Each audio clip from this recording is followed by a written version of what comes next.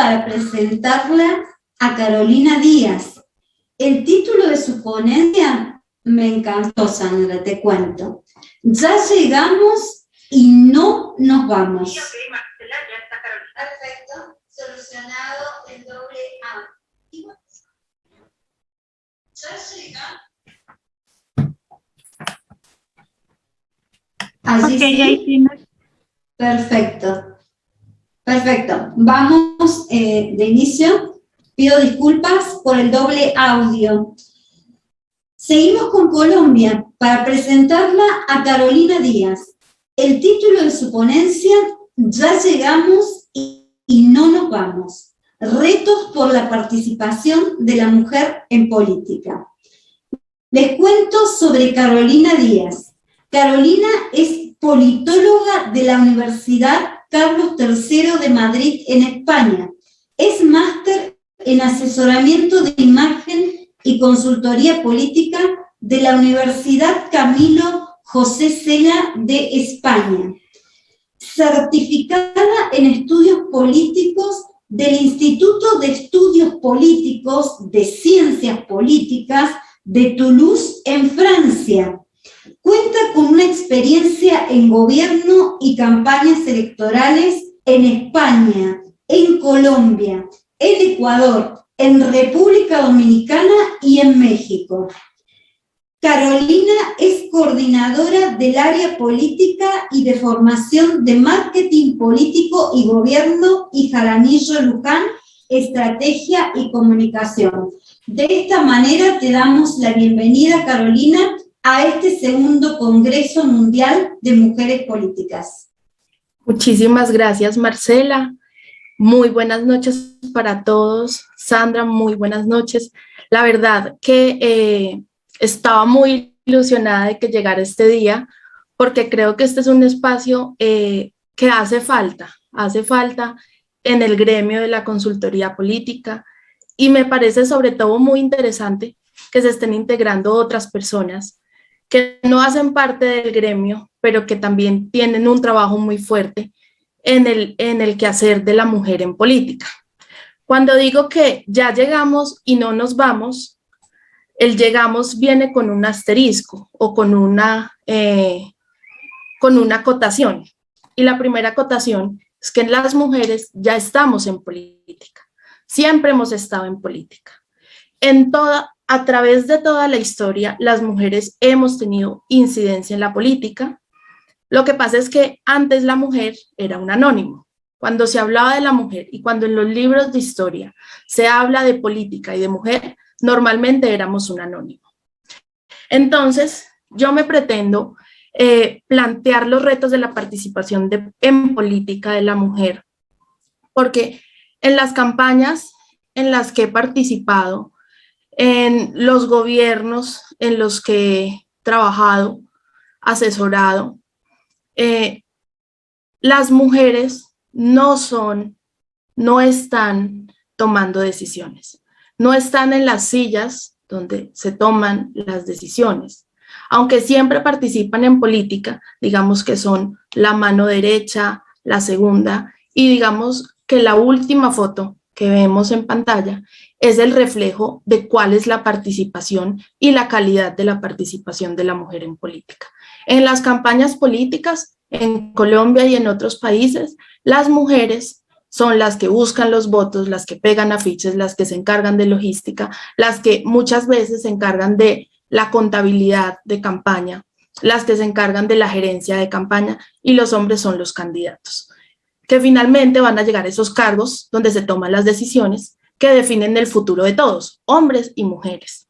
Entonces, en ese orden de ideas, las mujeres ya estamos en política. ¿Qué es lo que reclamamos? Estar donde se toman las decisiones.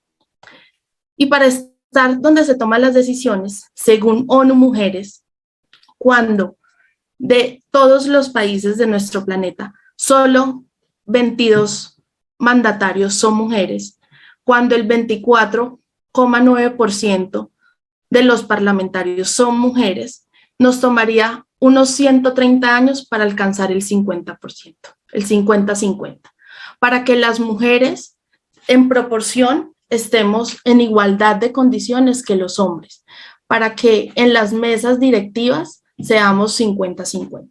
Y 130 años pueden ser muy pocos en la historia, pero a las mujeres sí nos representan muchísimo tiempo.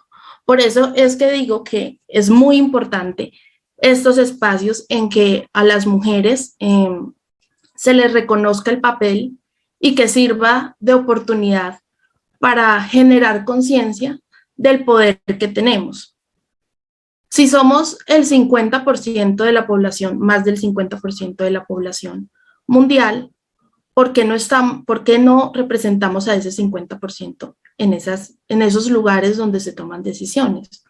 ¿Por qué tenemos que conformarnos con estar en segundos y terceros puestos, cuando tenemos toda la capacidad, toda la disposición y cuando finalmente no dependemos de una cuota de género, sino que hay mucho más que podemos aportar a la sociedad? Pero algunos, y cada vez hay menos, pero tenemos que seguir trabajando en eso, es que no entendemos o no terminamos de entender el para qué se necesitan las mujeres en política. ¿Para qué se necesitan las mujeres en política? Primero, porque es un derecho fundamental que está recogido y súper recogido a nivel nacional en nuestros diferentes países, a nivel internacional, que la comunidad internacional ha hecho grandes esfuerzos por reconocer los derechos de las mujeres. Así que en primer lugar, es un derecho, o sea, no lo hemos peleado y lo merecemos y tenemos que hacerlo valer. En segundo lugar, porque es una condición para fortalecer la democracia. Vuelvo y repito, si somos el 50% de la población, lo mínimo es que representemos a ese 50% de la población. Porque, en tercer lugar, si estamos buscando sociedades más plurales, es necesario contar con mujeres en la política, con una participación de calidad, para contar con los diferentes talentos, visiones, perspectivas, formas de actuar que seguramente van a enriquecer la sociedad. Y por último, pero no menos importante, es porque así siempre ha debido ser. Siempre la mujer ha tenido que ser visible en política. Y luego de reconocer el para qué estamos en política, creo que incluso a muchas mujeres nos hace falta saber o desmontar esos mitos que se crean alrededor de la participación de la mujer en política. El primero es que no estamos preparadas. ¿Por qué no estamos preparadas? Si más del 55% de los egresados de universidades son mujeres. Luego dicen que no queremos participar. Y vuelvo y les recalco que quienes buscan votos, pegan afiches, manejan campañas, son mujeres. Entonces sí está la intención de participar. Y tercero, que la cuota de género es suficiente. Pues no es suficiente. La cuota de género ha sido un esfuerzo desde lo normativo de empezar a garantizar esos derechos que ya tenemos, que ya nos corresponden. Y feminizar la política es mucho más que un número, es mucho más de cumplir la ley. Es un asunto no de rellenar listas, no de tener a mujeres en campañas, en listas, en cargos, porque así lo piden, o de crear listas cremalleras, hombre, mujer, hombre, mujer. No, el fondo del asunto no es tener esas cuotas, sino de llenar esas cuotas con personas que realmente están capacitadas. Y muchas veces son mujeres. Entonces, digamos que la cuota de género solo es el cumplimiento de la ley, pero tenemos que hacer un esfuerzo extra para realmente tener calidad en la representación.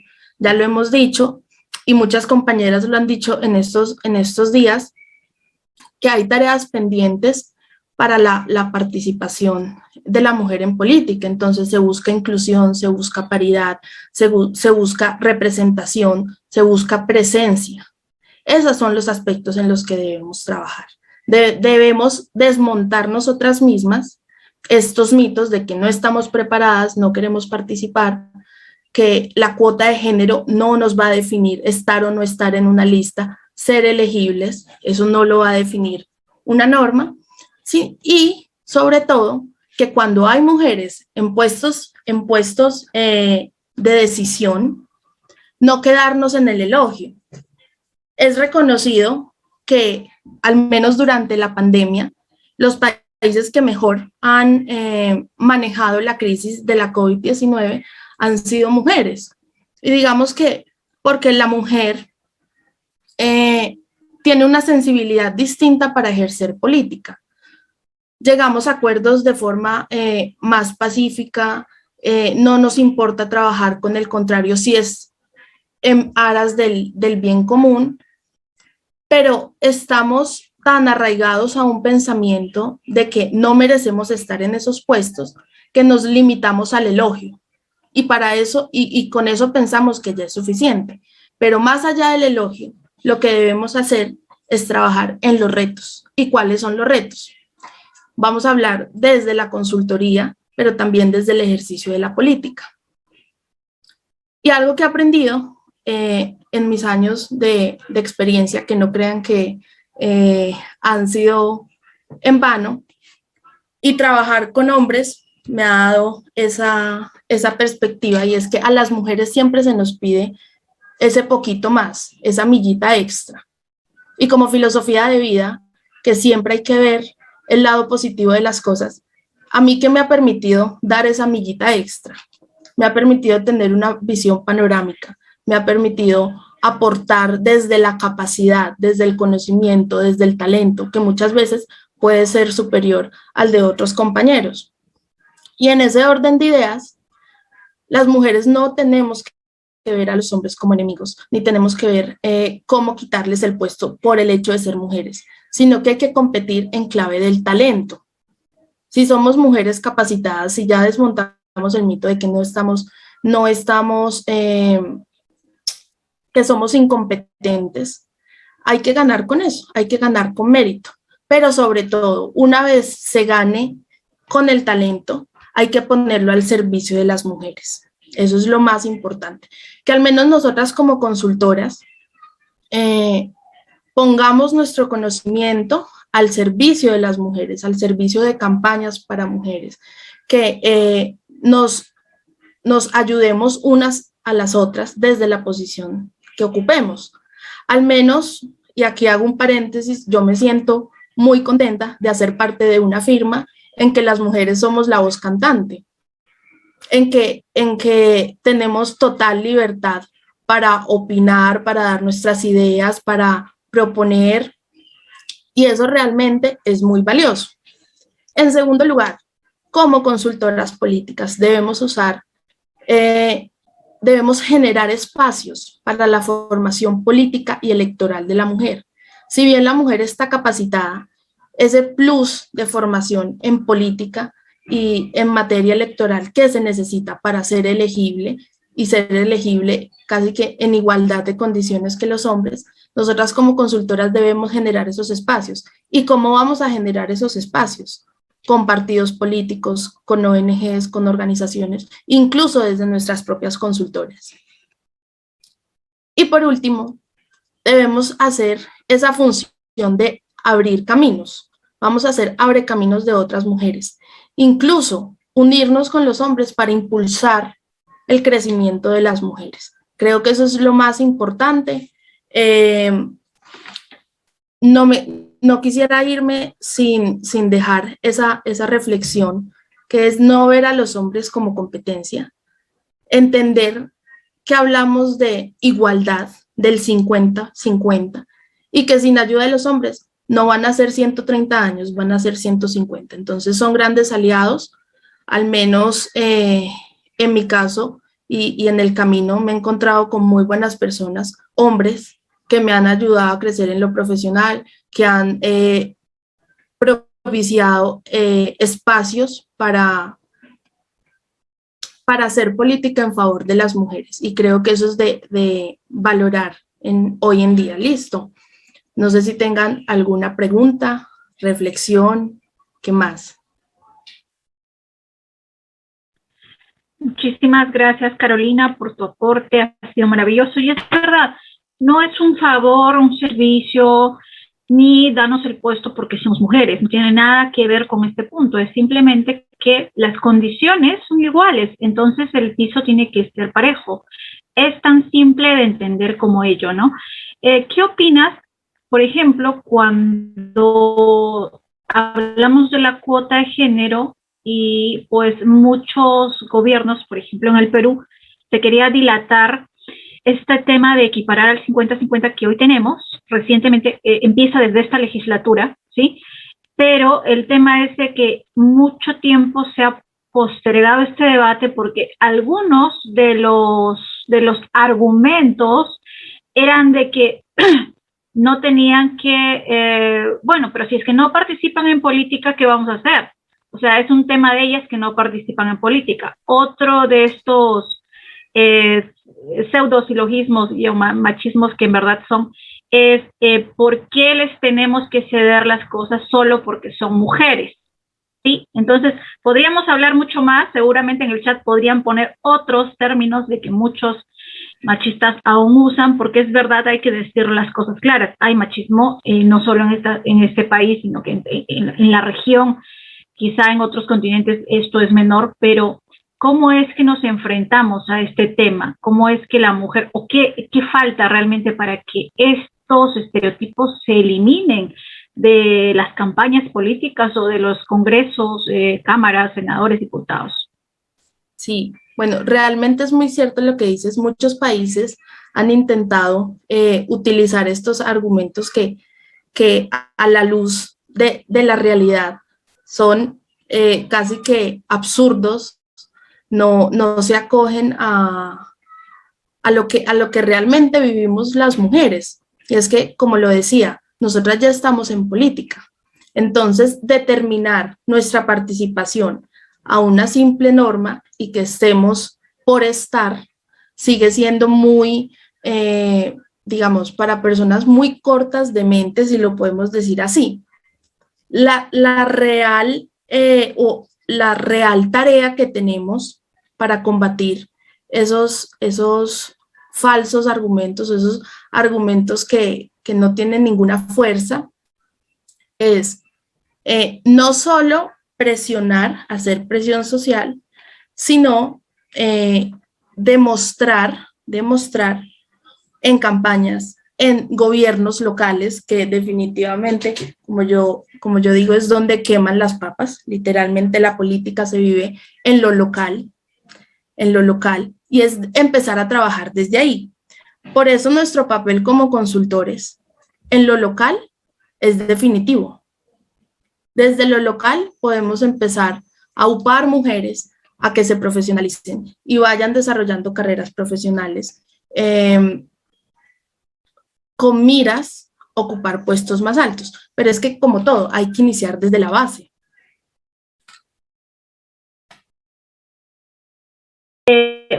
Sí, correcto. Y hablando de la base, justamente ahora has podido escuchar a Nora, que en verdad esa es la base de cómo es que empieza el crecimiento, y mientras más mujeres hagan este trabajo, como tú le llamas local o de fondo, de base, la operación, digamos, en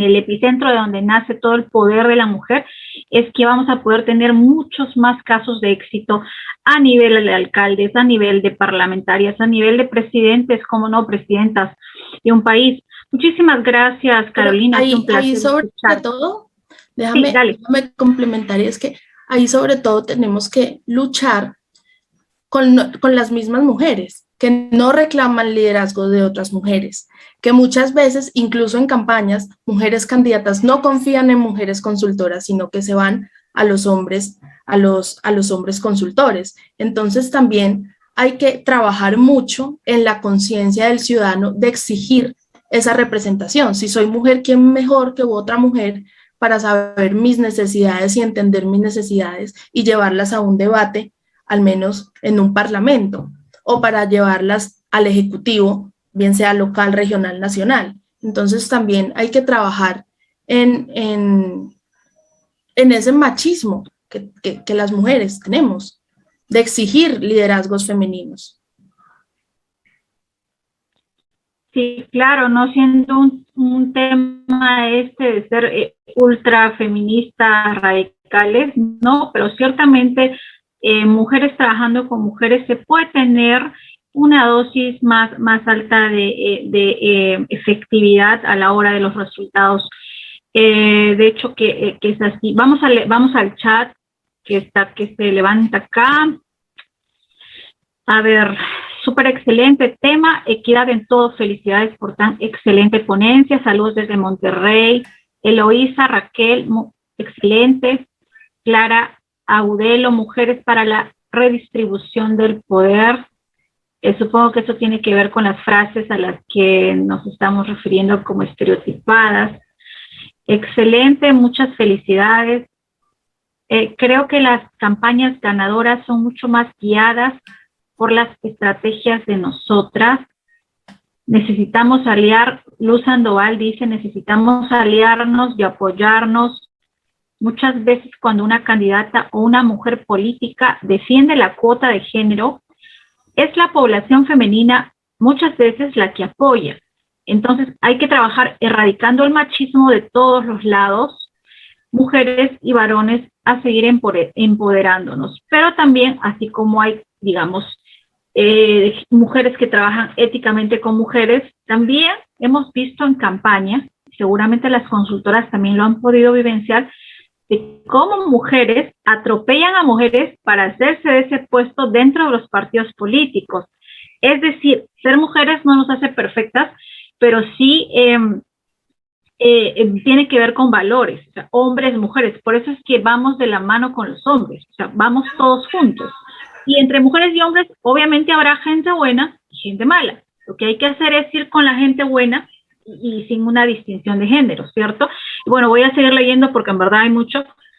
Y sobre todo, es muy valioso lo que dice Luz Sandoval por aquí, de que cuando las mujeres defendemos la cuota de género, ni siquiera somos apoyadas por otras mujeres. Y hay que dejar muy claro qué fue la cuota de género. La cuota de género fue ese primer esfuerzo de la comunidad internacional que luego adoptaron los gobiernos nacionales y los gobiernos locales para empezar a garantizar y a reconocer los derechos de las mujeres. Y eso no significa que nos debamos quedar ahí en la cuota de género, sino que eso tiene que trascender, que ese solo es un primer empujoncito que nos dio la comunidad internacional a las mujeres, que más allá de eso hay muchísimo más camino por recorrer.